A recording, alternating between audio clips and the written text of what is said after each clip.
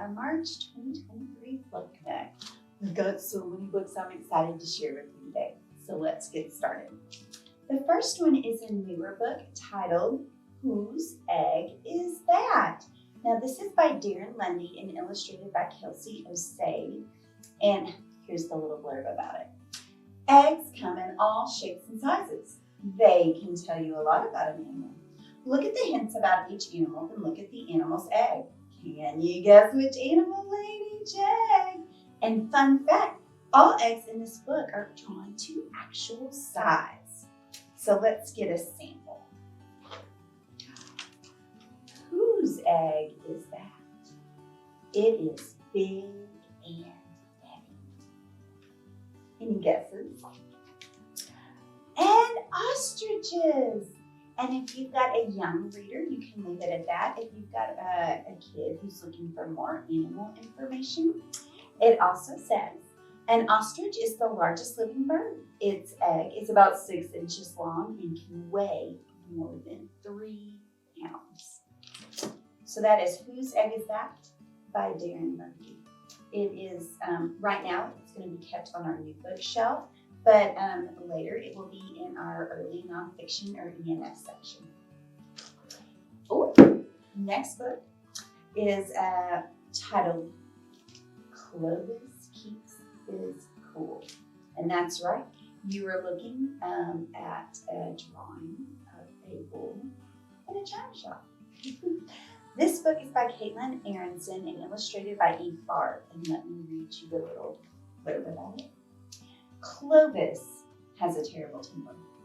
He's been learning how to control it with calming tea, deep breaths, and his beloved Lake Greenies' wise words in mind.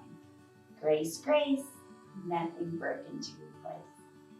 His new job running her old china shop helps put him at peace. But when bullies from his football days come to heckle him at the shop, Clovis faces a big challenge that even deep breaths and Greenie's words might not be enough for. Will Clovis give in to the urge to charge, even if it means destroying something he loves? This has some very expressive illustrations. It's a heartwarming story, all about keeping calm, learning from mistakes, and the importance of second chances. It really is a sweet, sweet story. Look at that back there. Definitely think it looks like there's some teasing that is going to happen in this book.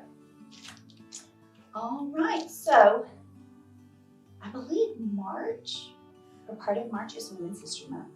So I pulled out some books that we have in our ENF or early nonfiction section about women and women's history. This one is one of our newer books. This is titled Rosalind Looked Closer, a story of persistence, curiosity, and discovery. Rosalind, I just blanked on her last name. Yes, Rosalind Franklin. Was really an unsung hero of molecular science. Just like it says on here, you might see the helix or the double helix structure of a DNA strand there. And I'll read you the blurb about Rosalind. In this book, meet Rosalind Franklin, a Jewish scientist in mid-century England who grew up against the backdrop of World War II. Fascinated with the natural world visible through a microscope, Rosalind pursued a career in science despite her father's discouragement in junior norms of the day. She learned a new technique called X-ray diffraction to capture images of molecular structures. Rosalind took the famous photo 51 of the molecular structure of DNA, suggesting it was a double helix. She did not receive credit for her groundbreaking photo, even though James Watson and Francis Crick used it to confirm their own research and received many accolades.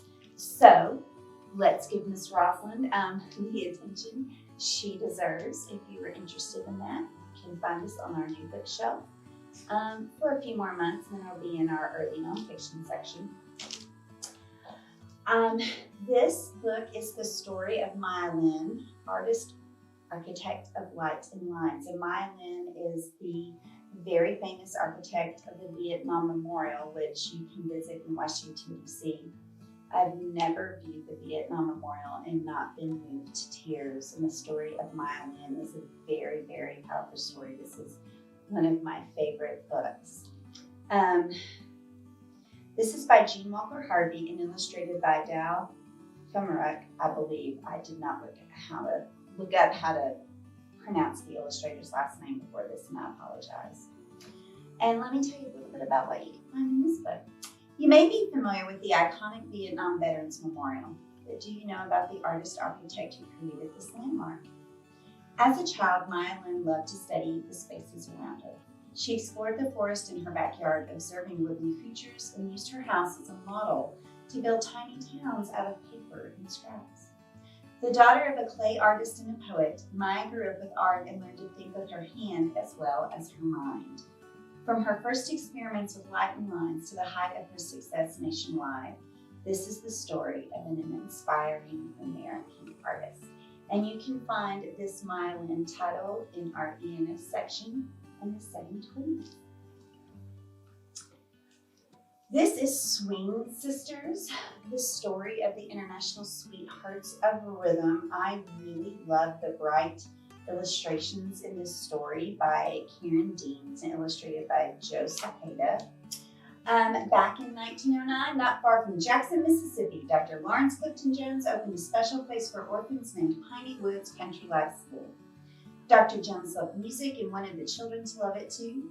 In 1939, he started a school band that was just for girls, and he called it the Sweethearts. The music the girls played was called swing. It had rhythms and melodies that got people up on their feet to dance.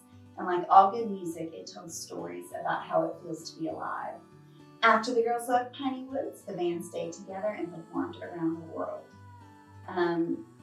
The Sweethearts chipped away at racist and sexist barriers wherever they went. So February is Black History Month, so you can learn some Black local history at that and learn some women's history at the same time. This book is found in our ENF section as well in the 781s. Mindy Kaling! This is from the Little People Big Dreams series. I really like these. They tend to cover more modern figures in history. From an early age, little Mindy loved to laugh and make others do the same. So if you want to learn a little bit about Mindy Kaling, this is a great book that you can check out in our ENF section in the 791s. This is another kind of amazing story that I feel like doesn't get a whole lot of attention. This is It Began with a Page, How Gyo Fujikawa Drew the Way. And from the time she was a little girl, Gyo Fujikawa drew pictures. Her Babies, which is a book published in 1963, she was an illustrator, welcomed children of all colors into the pages of a picture book for the first time, paving the way for publishers, teachers, readers, and future writers to imagine a more inclusive world. The illustrations in this story are quite lovely, and what it took to illustrate children's books in an inclusive, diverse way is a powerful, powerful story. And honestly, I had no idea who Gyo Fujikawa was until I read this book on our shelves. It's another really good one. I like it almost as much as I like the book about Maya Lin. And maybe some days I like it more. And Frida. We have multiple books about Frida in our ENS section. She's in the 759s, I believe. So if this one isn't your favorite book about Frida, you might like another one. These are some very dreamy, kind of late 90s, early aughts style folk illustrations that kind of reflect how Anna Wan, the artist, was inspired by Frida and tells her story a little bit. Well, we have a Black History display up currently when I'm filming this right now in February, and we are already transitioning and working on our Women's History display to put up next month in March. So if none of these books piqued your interest, but you're interested in learning about women's history, check out our display, ask one of the librarians here on staff, and we'll be happy to help you find a book that you're looking for. I'll see you in April. Have a great day. Bye-bye.